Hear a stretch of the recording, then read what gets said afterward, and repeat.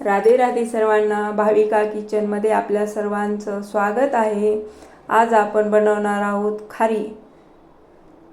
त्यासाठी मी 1 वाटी मैदा घेतलेला आहे, एक छोटी 2 चमचे तूप घेतलेला आहे, थोडंसं ओवा घेतला आहे आणि नमक स्वादानुसार घेतलेला आहे।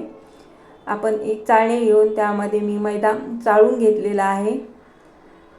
मैदा चाळून घेतला की त्यामध्ये गाठी वगैरे असतील ते निघून जातात आणि आपल्या खारी खुसखुशीत होते। स्वादासाठी मी नमक घेतलेला आहे, थोडंसं हातावर चोळून मी ओवा घेतलेला आहे आणि 2 चमचे तूप यामध्ये ॲड केलेला आहे। ते सर्व हाताने मिक्स करून मी घेतलेला आहे आणि हाताला हे असं सॉफ्ट होऊन अशी मुठीत बसलं की ते आपलं पीठ रेडी झालेलं आहे। आता मी थोडं थोडं करून पाणी यामध्ये घालते आहे। आपल्याला जास्त पातळ करायचं नाही आपलं पिठाचा गोळा, आपल्याला थोडंसं घट्ट ठेवायचं आहे। बघू शकता अशा प्रकारे मी मळून घेतलेला आहे। आपण याला आता 15 मिनिटांसाठी झाकून ठेवणार आहोत।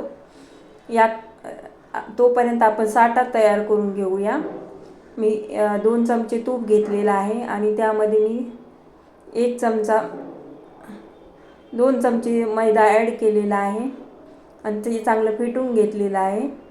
बघू शकता अशा प्रकारे फेटून झालं आहे। आपले 15 मिनिट झालेले आहे। आपण याचे गोळे करून घेतलेले आहेत पिठाचे। अशा प्रकारे छोटे छोटे मी 5 गोळे बनवून घेतलेले आहे। आपण ती लाटून घेणार आहोत। अशा प्रकारे मी पातळ अशी चपाती लाटून घेतलेली आहे। याच्या 5 पोळ्या अशा मी सगळ्या लाटून घेतलेल्या आहेत। आता आपण या पोळीला साठा लावून घेणार आहोत। प्रत्येक पोळीला साठा लावला की त्यावर दुसरी पोळी टाकणार आहे। आता ह्या पोळीवर मी दुसरी पोळी टाकून घेत आहे। अशा प्रकारे आपल्या 5ही पोळ्यांना आपण साठा लावून घेणार आहोत। अशा प्रकारे साठा लावला की आपली खारी खुसखुशीत होते आणि त्याला पदर असे सुट्टे सुट्टे निघतात। अशा प्रकारे आता फोल्ड करून घेतलेला आहे।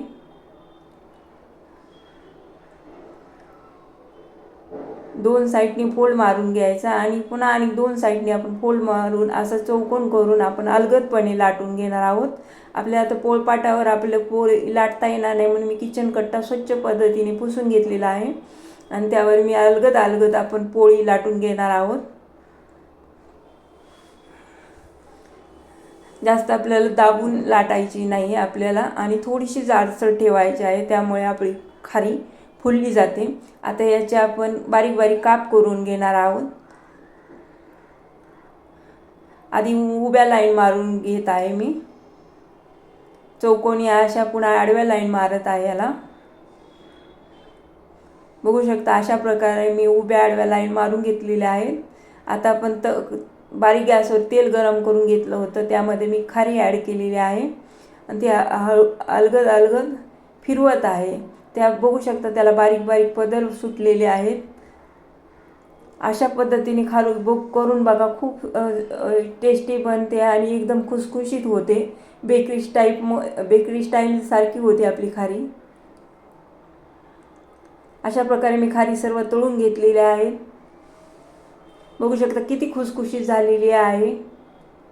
मी तुम्हाला तोडून पण दाखवत आहे। एकदम बेकरीची जशी असते तशी झालेली असते। माझी व्हिडिओ आवडत असतील तर लाईक करा, शेअर करा, सबस्क्राईब करा। धन्यवाद।